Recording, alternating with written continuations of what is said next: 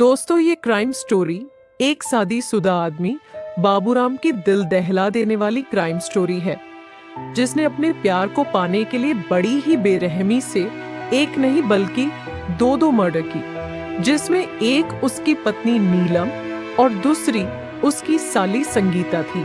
नीलम की शादी को अभी 3 महीने ही हुए थे। नीलम रक्षाबंधन पर अपने 2 छोटे भाइयों को राखी बांधने के लिए अपने मायके आई हुई थी। बाद उसे अपनी ससुराल लौट जाना था, लेकिन रक्षाबंधन 10 अगस्त को था। 3 अगस्त को जब वह घर में अपनी मां के साथ कामकाज में हाथ बंटा रही थी, तभी नीलम के पति बाबूराम का फोन आया। नीलम ने तुरंत कॉल रिसीव की। नीलम के हेलो कहते ही बाबूराम की आवाज सुनाई दी। बाबूराम बोला, नीलम तुम दातागंज आ जाओ, मैं तुम्हें गोपाल सिद्ध का मेला दिखाकर लाऊंगा।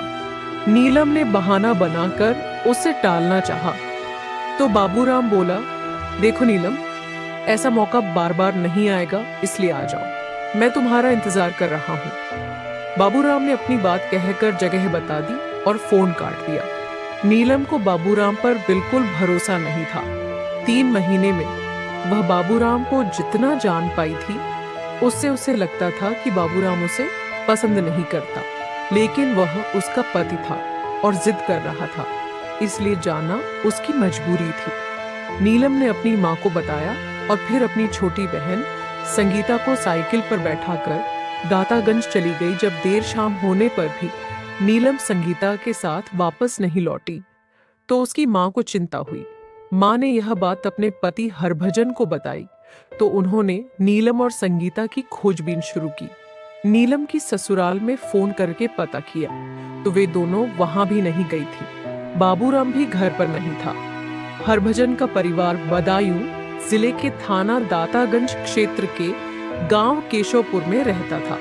जब 2 दिनों तक खोजबीन करने के बाद भी बेटियों का कोई सुराग नहीं मिला, तो उसने थाना दातागंज में बाबूराम के विरुद्ध धारा 364 के तहत अपहरण का मुकदमा दर्ज करा दिया। बाबूराम के खिलाफ रिपोर्ट इसीलिए लिखवाई गई क्योंकि उसी ने फोन करके नीलम को दातागंज बुलाया था। दातागंज के थाना इंचार्ज विपिन कुमार ने बाबूराम के बरेली के थाना कैंट क्षेत्र के गांव भौवापुर स्थित घर पर दबिश दी, तो वह घर पर नहीं मिला। इस पर थाना प्रभारी विपिन कुमार ने बाबूराम के मोबाइल नंबर को सर्विलांस पर लगवा दिया। 9 अगस्त को विपिन कुमार को बाबूराम के धौलाघाट पुल पर होने की सूचना मिली, तो थाना incharge Vipin Kumar police team के साथ वहां जा पहुंचे। बाबूराम वहां मिल गया। पुलिस उसे गिरफ्तार करके थाने ले आई।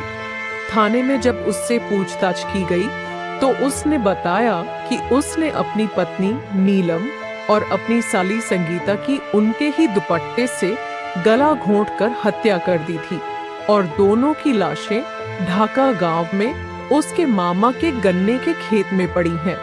ढाका गांव दातागंज से 40 किलोमीटर की दूरी पर था और जिला बरेली के थाना विशारदगंज क्षेत्र में आता था। थाना प्रभारी विपिन कुमार अपनी टीम के साथ उसे लेकर विशारदगंज गए। वहां से वह स्थानीय पुलिस के साथ ढाका गांव पहुंचे। बाबूराम के मामा के खेत में खोजबीन की गई, तो नीलम और संगीता की सड़ी गली लाशें कंकाल की हालत में मिली। पुलिस ने जांच और कार्रवाई करके दोनों लाशों को पोस्टमार्टम के लिए मोर्चरी भेज दिया। इसके बाद दातागंज पुलिस बाबूराम को लेकर थाने आ गई। थाने में पूछताछ के दौरान बाबूराम ने हत्या के पीछे की जो कहानी बताई, वह नाजायज रिश्ते को अपनी जिंदगी समझने वाले एक शख्स के खूनी खेल की कहानी थी, जिसमें उसका शिकार बनी उसकी पत्नी नीलम और निर्दोष साली संगीता। बाबूराम ने इंटर तक पढ़ाई की थी। इसके बाद वह पिता के साथ खेती के काम में हाथ बटाने लगा था।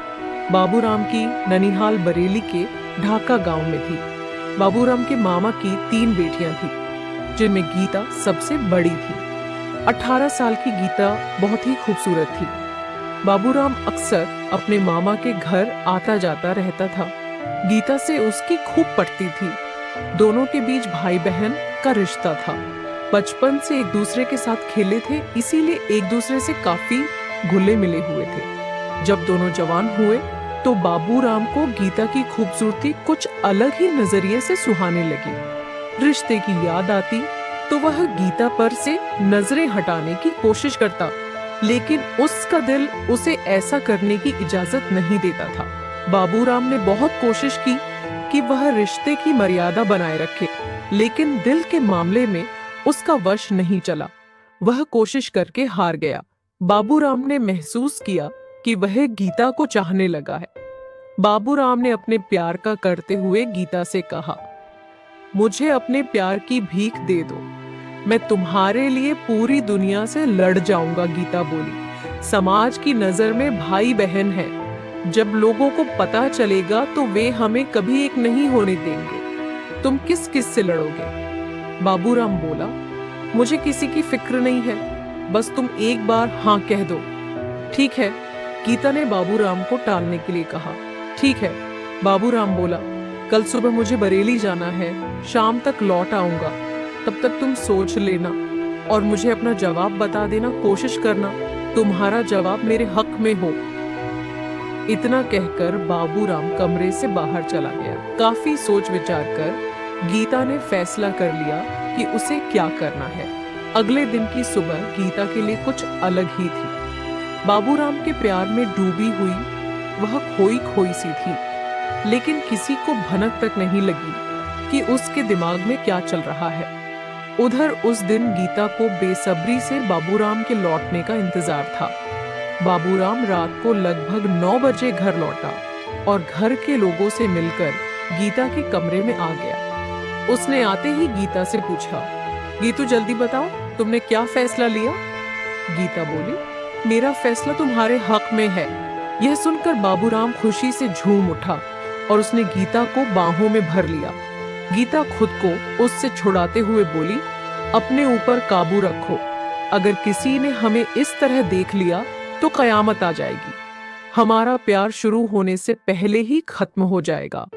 हमारे बीच जो भाई बहन का रिश्ता है, ये एक तरह से अच्छा ही है, इससे हम पर कोई जल्दी शक नहीं करेगा।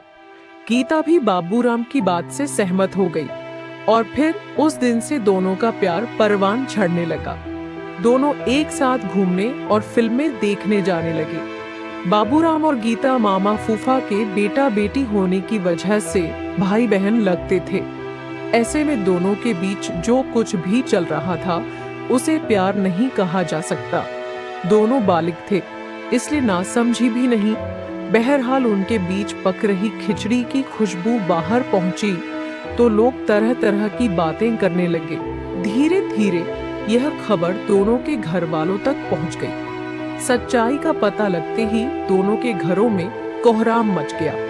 परिवार के सारे लोगों ने एक साथ बैठकर दोनों को समझाया, भाई बहन के रिश्ते की दुहाई दी, लेकिन उन दोनों पर कोई असर नहीं हुआ।